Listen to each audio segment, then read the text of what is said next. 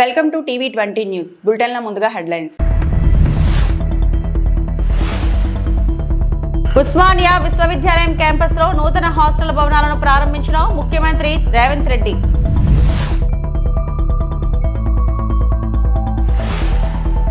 తిరుపతిని మెగా సిటీగా మారుస్తాం మంత్రి నారాయణ.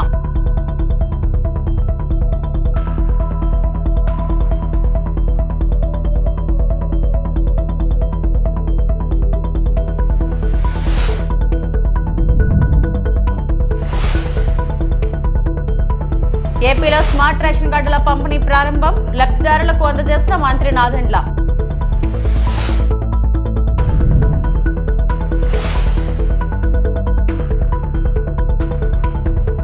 తిరుమల శ్రీవారిని కేంద్ర మంత్రి కిషన్ రెడ్డి దర్శించుకున్నారు.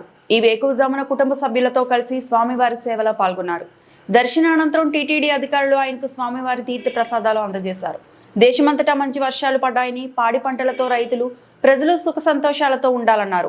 మన సైనిక శక్తి, దేశ భద్రత మరింత శక్తివంతంగా ఉండాలని దేవుణ్ణి ప్రార్థించినట్లు కిషన్ రెడ్డి తెలిపారు. ఇటీవల జరిగినటువంటి పహల్గామ్ సంఘటన తర్వాత ఆపరేషన్ సింధూర్తో మన సైనికులు, మన భద్రతా సిబ్బంది ఏ రకంగా వీరోచితమైనటువంటి ప్రదర్శన చేసి మన దేశానికి గౌరవాన్ని పెంచేటువంటి ప్రయత్నము, ఉగ్రవాదులను అంతం చేసేటువంటి ప్రయత్నం చేయడం జరిగింది.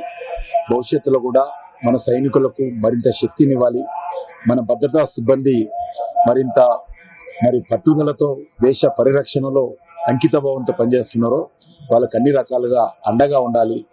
ఆ రకంగా మన సైనిక శక్తి, మన దేశ భద్రత మరింత శక్తివంతంగా ఉండాలని ఈ సందర్భంగా భగవంతుని ప్రార్థిస్తున్నాను. కులాలు, వర్గ రాజకీయాలతో పోటాపోటీగా నేడి రోడ్డు మీద విగ్రహాలు పెడుతున్న ప్రస్తుత రోజుల్లో ఎవరికీ ఇబ్బంది లేకుండా ఎన్టీఆర్ ప్రతిమ ఏర్పాటు చేయడం ఆదర్శనీయమని కేంద్ర సహాయ మంత్రి పెమ్మసాని చంద్రశేఖర్ అన్నారు. గుంటూరులో స్తంభాల గురువు సెంటర్లో 12 అడుగుల ఎన్టీఆర్ కాంస్య విగ్రహాన్ని ఎమ్మెల్యే గల్లా మాధవి, మేయర్ కోవెలమూడి రవీంద్రతో కలిసి పెమ్మసాని ఆవిష్కరించారు. రాజకీయ ప్రయోజనాల కోసం రహదారులు, కూడళ్ల మధ్య ఏర్పాటు చేసే విగ్రహాలకు రాబోయే రోజుల్లో అనుమతులు ఇవ్వకుండా చర్యలు తీసుకోవాలని నగరపాలక సంస్థ అధికారులకు సూచించారు. రోడ్లు, డ్రైనేజీ తదితర సమస్యలు నిలయంగా మారిన గుంటూరును ఏడాది కాలంలో ప్రగతి పదంలో నడిపిస్తున్నామని పెమ్మసాని వెల్లడించారు. తెలుగు బిడ్డ తలెత్తుకునేలా అక్షరాస్యులందరినీ వెతికి మరీ అసెంబ్లీకి పంపించి రాజకీయ పాఠాలు నేర్పినటువంటి తెలుగు సింహం అన్న నందమూరి తారక రామారావు గారు. పేద ప్రజల కోసం పుట్టినటువంటి సిద్ధాంతం, ఢిల్లీ పీఠాన్ని కుదిపినటువంటి ఒక ధర్మ పీఠం, అన్నగారి ఆలోచన రూపం మన తెలుగుదేశం అని మీ అందరికీ నేను తెలియజేస్తా ఉన్నా. అన్నగా ఒక్కసారి మీరు చూస్తే విగ్రహాలు అనేది ఒకప్పుడు అభిమానంతో, ప్రేమతో ఆ వ్యక్తులు చేసినటువంటి గొప్ప ఆలోచనలను ప్రతిబింబించే విధంగా విగ్రహాలు పెట్టుకునేటువంటి సంస్కృతి మొదట్లో తయారైంది.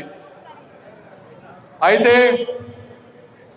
మనకి ఎంత అభిమానం, ప్రేమ ఉన్నా కూడా, ఏ విగ్రహం పెట్టినా కూడా ప్రజలకు ఇబ్బంది జరగకూడదు, అదేవిధంగా వారి ఆశయాలు ప్రతిబింబించాలి. ఆ విధంగా ఇప్పటి వరకు నేను చాలా విగ్రహాలు చూస్తూ ఉన్నాను. కానీ ఈ విగ్రహం పెట్టిన తీరు అంటే రోడ్డుకు అడ్డం లేకుండా పక్కన ఒక స్థలంలో అందరికీ కనపడే విధంగా అద్భుతంగా ఈ విగ్రహాన్ని పెంచినటువంటి హనుమంతరావు గారికి, వారి కమిటీ సభ్యులకి అందరికీ కూడా మరొక్కసారి నేను మనస్ఫూర్తిగా ధన్యవాదాలు తెలుపుతా ఉన్నా. ఈరోజు విగ్రహాలంటే కులాల మధ్య పోరాటం, రాజకీయ పార్టీల మధ్య పోరాటం లాగా తయారైంది. ముఖ్యంగా గుంటూరు ప్రాంతంలో ప్రతి 500-1000 గజాల మధ్యలో ఒక విగ్రహం వెలుస్తా ఉంది. దీనికి అన్ని పార్టీలు కూడా స్వస్తి చెప్పాల్సిన సమయం ఆసన్నమైంది. ఇప్పుడే వస్తూ ఉంటే కొన్ని నడి రోడ్డులో విగ్రహాలు వెలుస్తూ ఉన్నాయి, ట్రాఫిక్ అడ్డంకి అవుతా ఉంది. నేను ఈరోజు మున్సిపల్ కమిషనర్ గారికి, మేయర్ గారికి కూడా క్లియర్గా చెప్పాం, ఏ పార్టీ వారైనా సరే దయచేసి ట్రాఫిక్ కి ఇబ్బంది పడే విధంగా విగ్రహాలు పెట్టి వద్దు అని మరొకసారి తెలియజేస్తా ఉన్నా. వ్యక్తిగత ప్రాపర్టీస్ మీ స్థలంలో కానీ మీ వాటిలో మీరు విగ్రహం పెట్టుకోండి, లేదంటే పార్కులు లోపల పెట్టుకోండి, కానీ ప్రజలకు ఇబ్బంది పడే విధంగా విగ్రహాలు పెట్టి వద్దని మరొకసారి తెలియజేస్తా ఉన్నాం. గుంటూరు ప్రజలందరూ కూడా ఈరోజు అభివృద్ధి కాంక్షిస్తా ఉన్నారు. ఇంతకుముందు కూడా చెప్పాను నేను, దేవుడు 40 సంవత్సరాల తర్వాత కొత్త రఘురామయ్య గారి తర్వాత మళ్ళీ ఈ రోజున ఈ ప్రాంతానికి ఒక మంత్రిత్వ శాఖ వచ్చింది. ఎవరి గ్రహాలన్నా కానీ వచ్చింది మొట్టమొదటిసారి. వచ్చినప్పుడు ప్రతి నిమిషం కూడా మనం ఎక్కడెక్కడ నిధులు అవసరం అవుతున్నాయో, ఎక్కడెక్కడ ఆగిపోయి 20-30 సంవత్సరాల నుంచి ఆగిపోయిన ప్రాజెక్టులు మీరు చూస్తే అన్ని బ్రిడ్జ్లు, నంది వెలుగు 10 సంవత్సరాలు ఆగిపోయింది, శంకర్ విలాస్ 30 ఏళ్ల నుంచి దానికి కనీసం అడుగు కూడా ముందుకు పడలేదు. ఇక్కడ నార్ల ఆడిటోరియం 1999లో శంకుస్థాపన చేసి మొండి గోడల మధ్య ఎదురు చూస్తా ఉంది, ఎవరు దీన్ని పూర్తి చేస్తారా అని.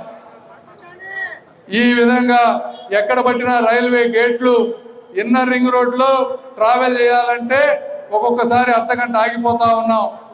శ్యామలానగర్ దగ్గర పోతే అక్కడ గేట్లు ఇబ్బంది. జీజీహెచ్కి పోతే పేషెంట్లందరినీ బయట టెస్టులకు రాస్తారు, సిటీ స్కాన్లకు బయట పంపిస్తారు, కొంతమంది డాక్టర్లు టైంకి రారు. ఎక్కడ పట్టిన శానిటేషన్ ప్రాబ్లం, కాలువల్లో నిండా అంతా కూడా ప్లాస్టిక్ చెత్త, రోడ్లన్నీ గుంతలు. ఇటువంటి సమస్యలతో మాకు గుంటూరు స్వాగతం చెప్తే ఈరోజు గుంటూరు నగరవాసుల రాకపోకలకు కీలకమైన శంకర విలాస్ నూతన వంతెన నిర్మాణ పనులు శరవేగంగా జరుగుతున్నాయని కేంద్ర మంత్రి పెమ్మసాని చంద్రశేఖర్ అన్నారు. శంకర విలాస్ నూతన వంతెన నిర్మాణ పనులను నగర మేయర్ కోమెలపూడి రవీంద్రతో కలిసి పెమ్మసాని పరిశీలించారు. జీఎంసీ R&B అధికారుల సమన్వయంతో యుద్ధ ప్రాతిపదికన వంతెన పనులు చేస్తున్నామన్నారు. శంకర్ విలాస్ బ్రిడ్జ్ అనేది ఈ ప్రాంతానికి మెయిన్ కోర్ ఏరియా. ఇదంతా మనం ఆపేయటం వల్ల చాలా ట్రాఫిక్ బ్లాక్ అవుతా ఉంది. మనం అందరం 2 years లోపు టార్గెట్ పెట్టుకున్నాం దీన్ని కంప్లీట్ చేయడానికి. ఎక్కడా దీనికి ఇబ్బందులు రాకుండా అందరినీ అంతా బాగా కోఆర్డినేట్ చేసుకుంటున్నారు. యాక్చువల్గా ఇప్పుడు మేయర్ గారు, కమిషనర్ గారు, R&B వాళ్ళు అందరూ చక్కగా కోఆర్డినేషన్ నడుస్తుంది. వర్క్ కూడా స్పీడ్గా అవుతుంది. అయితే ఇంకా కొన్ని చిన్న అక్కడక్కడ పోల్స్ కానీ లేకపోతే పెద్ద పెద్ద బిల్ బోర్డ్స్ ఇవన్నీ ఉన్నాయి. సెంటర్లో రైల్వే బ్రిడ్జిని పడగొట్టడం, కట్టడమే మోస్ట్ కాంప్లికేటెడ్. దానికి కొన్ని ఇష్యూస్ ఉన్నాయి. అవి అదేవిధంగా ఇక్కడ రైల్వే వాళ్ళకి సంబంధించినటువంటి ల్యాండ్ ఉంది. రైల్వే వాళ్ళ రూల్స్ ప్రకారం వాళ్ళ ల్యాండ్ తీసుకోవాలంటే వాళ్ళకి ఆల్టర్నేటివ్గా ఇంకో ప్లేస్లో ల్యాండ్ మాత్రమే చూపించాలి. మిగిలిన వ్యాపారస్తులకు మనం TDR బాండ్లు అవన్నీ ఇవ్వచ్చు, కానీ రైల్వే వాళ్ళ దాంట్లో లేదు. మనం ఇచ్చే ల్యాండ్ కూడా వాళ్ళు రైల్వే బోర్డు వాళ్ళు అప్రూవ్ చేయాలి. ఇదంతా మళ్ళీ ఒక బ్రిడ్జ్ తెచ్చినంత ప్రాసెస్ ఉంది. సో అక్కడ ఏమైనా ఇబ్బందులు ఉన్నాయేమో అవన్నీ చూసుకుంటా ఉన్నాం. అన్నీ చూసుకొని సాధ్యమైనంత వరకు డే అండ్ నైట్ వర్క్ చేసి ఎంత ఫాస్ట్గా వీలైతే 2 years టార్గెట్ పెట్టుకున్నా ఎంత ఫాస్ట్గా వీలైతే అంత ఫాస్ట్గా చేసి ప్రజలకి అందుబాటు. జూన్ ఆఖరు నాటికి పూర్తి చేసేందుకు ప్రణాళికలు సిద్ధం చేసినట్లు మంత్రి నారాయణ తెలిపారు. తిరుపతిలో నిర్వహించిన మీడియా సమావేశంలో ఆయన మాట్లాడారు. గత ప్రభుత్వంలో క్రమ పద్ధతి లేకుండా టౌన్ ప్లానింగ్ చేశారని విమర్శించారు. ఓ పట్టణంలో ఇంటింటి సర్వే చేపట్టగా లేఅవుట్స్, భవనాలు ఇష్టం వచ్చినట్లు నిర్మించినట్లు అందులో తేలిందన్నారు. అందుకే ముఖ్యమంత్రి చంద్రబాబుకు SRS, BPS కు అవకాశం ఇవ్వాలని కోరామన్నారు. తిరుపతి మెగా సిటీగా మార్చేందుకు యత్నిస్తున్నట్లు చెప్పారు. ఎప్పుడు లోపల నాకు చెప్పండి. ఆ డేట్కి డాగ్స్ చంపకూడదు, వాటినన్నింటి ఒక ప్లేస్లో క్లోజులో పెట్టమన్నారు. ఫుడ్ అది కూడా అక్కడికి తీసుకుపోయమన్నారు. ఆ విధంగా చేయడం జరుగుతుందని తెలియజేస్తున్నాను. అదేవిధంగా అమృతలో ఒక 25 MLD STP ఒకటి యాక్చువల్గా కావాలన్నారు. దానికి కూడా యాక్చువల్గా పర్మిషన్ ఇస్తున్నాము. అదేవిధంగా ఇక్కడ ఇందాక చెప్పినట్టుగా లెగసీ అయితే 2,21,20,000 చెత్త ఉంది. దాంట్లో ఈ రోజు వరకు 1,45,000 క్లీన్ చేశారు. బ్యాలెన్స్ కూడా అక్టోబర్ 2వ తేదీకి కంప్లీట్ చేయడం జరుగుతుంది. TDR బాండ్స్ అనేది యాక్చువల్గా రాష్ట్రంలో మేజర్ సమస్య. ఇది తణుకులో ఎక్కువ ప్రాబ్లం వచ్చింది. తణుకులో కేవలం ఒక 50 కోట్ల బాండ్స్ని 700 కోట్లకి యాక్చువల్గా 750 కోట్లకి చేశారు. ఈ బాండ్స్లో జరిగే మిస్టేక్ ఏంటంటే ల్యాండ్ అక్విజిషన్కి ప్రభుత్వం రోడ్డు వేయదలుచుకున్నది, ల్యాండ్ కావాలి, ఎవరైతే ల్యాండ్ ఉందో తీసుకుంటాం. తీసుకునేటప్పుడు బాండ్స్ 4 రెట్లు ఇస్తాం అక్కడ వాల్యూకి, అక్కడ ఉన్న రిజిస్ట్రేషన్ వాల్యూకి, ఆ సర్వే నెంబర్లో ఉన్న రిజిస్ట్రేషన్ వాల్యూకి. కానీ గత ప్రభుత్వాలు ఏం చేశారంటే ల్యాండ్ ఒక దగ్గర ఉంటుంది, వాళ్ళు ఇచ్చే సర్వే నెంబర్ ఎక్కడంటే టౌన్ సెంటర్లో. అంటే వాళ్ళున్న దగ్గర స్క్వేర్ యార్డ్ 5,000 అయితే అదే టౌన్ సెంటర్లో ఎక్కడైతే 1,00,000, 2,00,000 ఉందో ఆ డోర్ నెంబర్ ఇచ్చేశారు. ఆ డోర్ నెంబర్ ప్రకారం బాండ్ 4 రెట్లు అబ్నార్మల్గా వెళ్ళిపోయింది. ఇది ఒక పెద్ద కేసు. సరే, దాన్ని ఇంటెలిజెన్స్ విజిలెన్స్ వాళ్ళు యాక్చువల్గా పరిశీలి చేస్తున్నారు. ఏదేమైనా ప్రజలు ఇబ్బంది పడకూడదని దానికి కూడా కోర్టుకు పోవడం జరిగింది. వాళ్ళు కోర్టుకు పోతే కోర్టు ఏమి ఇచ్చిందంటే ఒరిజినల్ వాల్యూ ఎంత ఉందో దాని ప్రకారం ఎవరైతే ఒప్పుకుంటారో వాళ్ళకి ఇచ్చేయమన్నారు. దాని ప్రకారం తణుకు బాండ్లు కూడా అంటే రియల్ వాల్యూకి చాలా మంది క్లియర్ చేసి ఇంకా క్లియర్ చేయాలా. ఇక్కడ తిరుపతిలో మొత్తం ఈ ప్రభుత్వం వచ్చేటప్పటికి 1000 ఈ రోజు వరకు పెండింగ్ కానీ వచ్చినాయి కానీ 1077 ఉన్నాయి. అందులో 709 ఇష్యూ చేశారు. 360 బాండ్లు ఇంకా ఇవ్వాలి. ఈ 368లో కూడా లీగల్ సమస్యలుండే 59 ఉన్నాయి.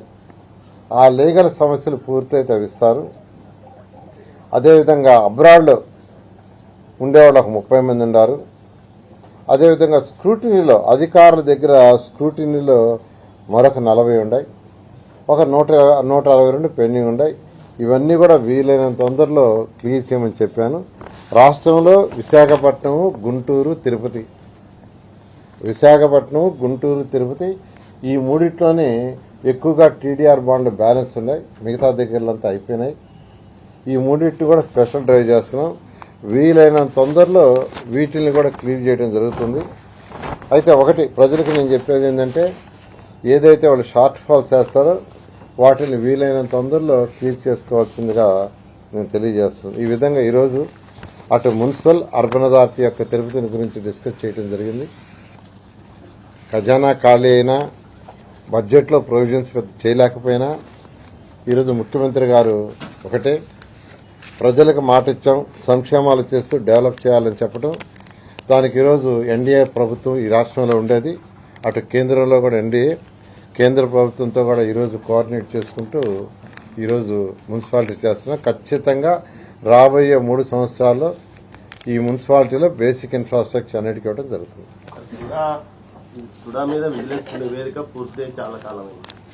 ఏపీలో స్మార్ట్ రేషన్ కార్డుల పంపిణీని ప్రారంభించారు.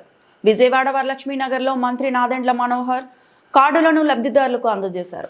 ఈ సందర్భంగా ఆయన మాట్లాడుతూ చౌక బియ్యం దుర్వినియోగం కాకుండా పకడ్బందీ చర్యలు తీసుకుంటున్నట్లు తెలిపారు. సాంకేతిక వినియోగంతో స్మార్ట్ రేషన్ కార్డులు తయారు చేశాం. వీటిలో క్యూఆర్ కోడ్ పొందుపరిచాం. రేషన్ తీసుకోగానే కేంద్ర జిల్లా కార్యాలయాలకు సమాచారం అందుతుంది. 9 జిల్లాల్లో ఇవాళ ఇంటింటికి రేషన్ కార్డులు పంపిణీ చేస్తున్నాం. 1.46 కోట్ల కుటుంబాలకు సెప్టెంబర్ 15 కల్లా కార్డులు అందిస్తాం. రేషన్ మేము ఇవ్వడం అనేది నిరంతరం జరిగే ప్రక్రియ. సో ఎప్పుడైతే ఆ వివరాలు నమోదు చేసుకున్నారో, ఇంక్లూడింగ్ ఎవరైనా కొత్తగా పెళ్లి అయిన వాళ్ళు, అడ్రస్ మార్పు చేసుకున్న వాళ్ళు, కార్డు స్ప్లిట్టింగ్ అంటే కుటుంబంలో పెళ్లైన తర్వాత కొత్త కార్డు కోరుకుంటారో దంపతులు, అవన్నీ కూడా పొందుపరిచాం. కాబట్టి ఆగస్టు 1వ తారీఖు నుంచే మేము వాళ్ళకు కూడా రేషన్ అందిస్తున్నాం. అందులో ఎక్కడ కూడా పొరపాటు ఉండదు.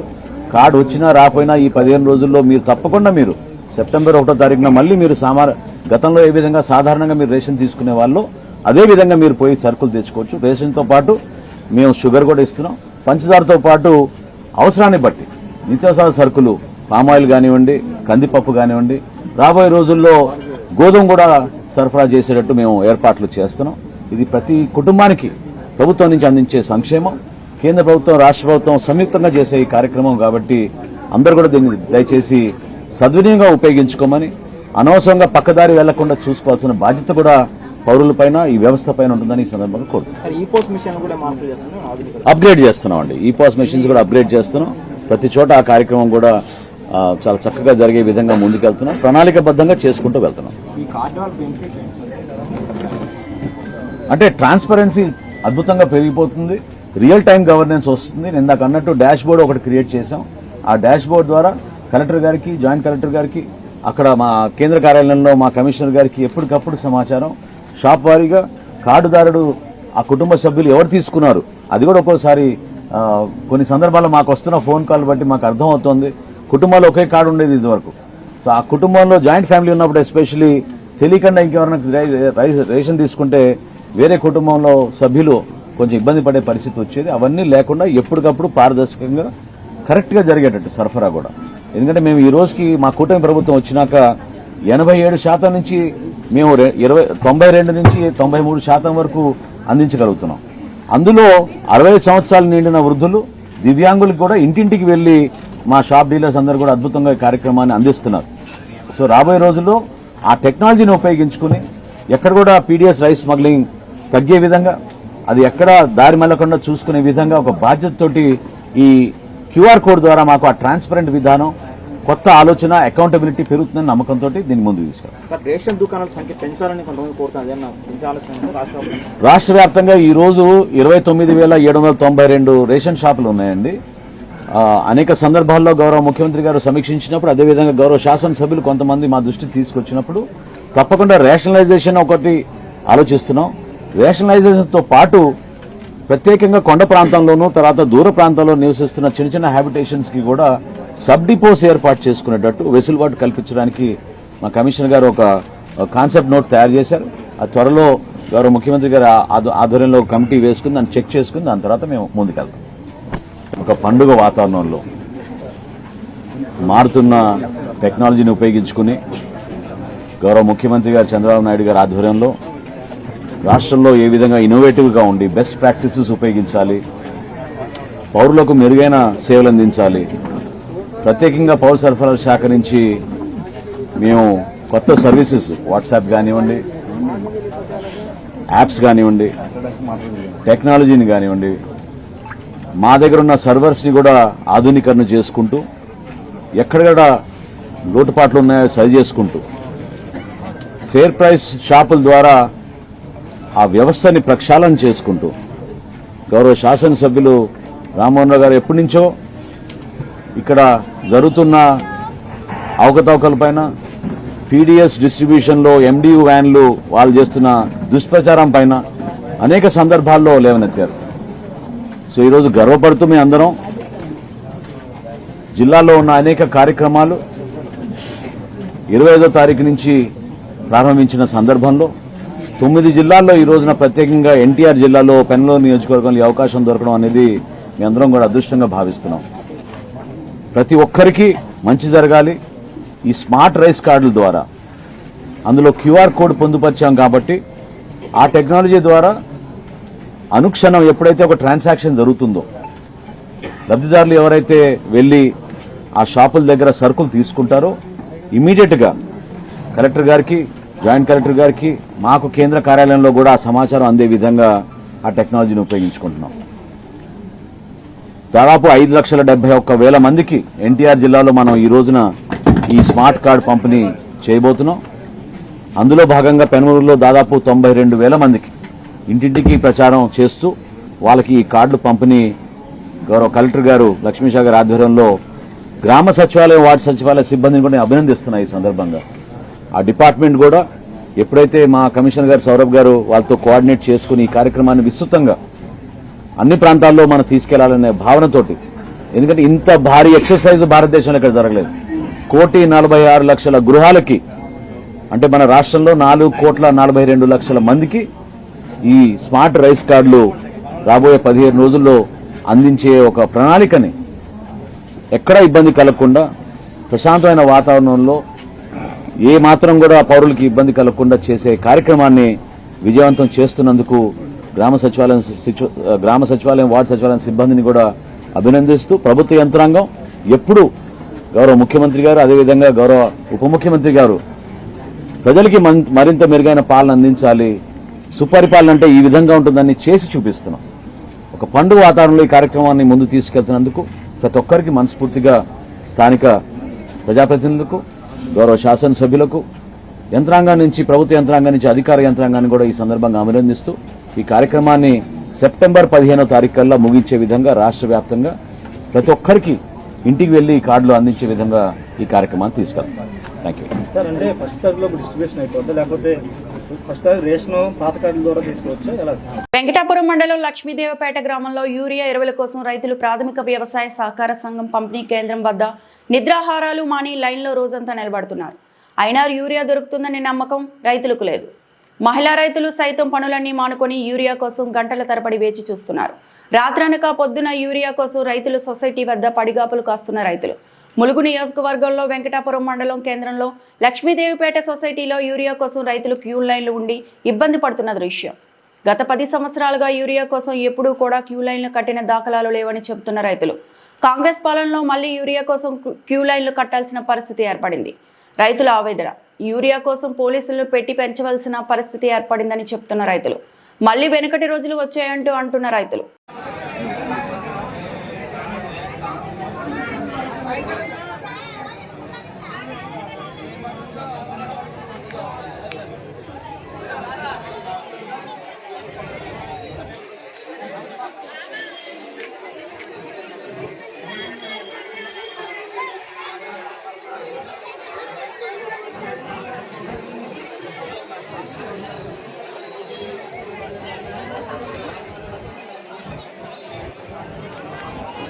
ఈ వార్తలు ఇంతటితో సమాప్తం.